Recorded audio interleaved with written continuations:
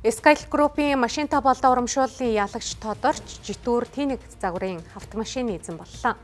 Урамшууллын ялагч хурандаа 2 Skytel-ийн хэрэглэгч болоод 7 жил болж байгаа юм байна.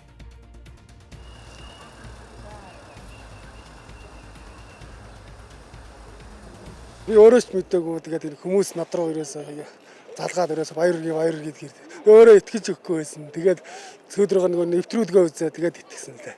Тэгээд 2 өдөр бараг нойр ирсэн гэдэг машинаар шалгах авахын саалгаж чадж ирсэн. Тэгээд Орос машин аваад нутаг явна. Тэгээд нутаг явж ирчээд Орос хэдийн богд явна гэж бодож байгаа.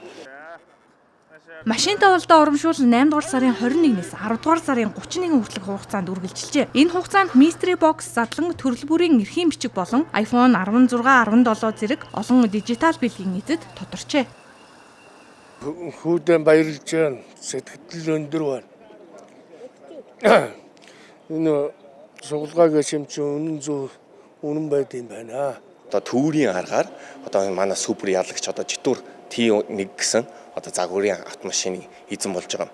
Үүнээс гадна бас урамшууллын ирэхээр олон төрлийн одоо дижитал бэлгүүдийн эзэн болоод ингээд энэ урамшуулал маань сайхан амжилттай сайхан болж ялагчаа тодруулаад одоо дуусч байна.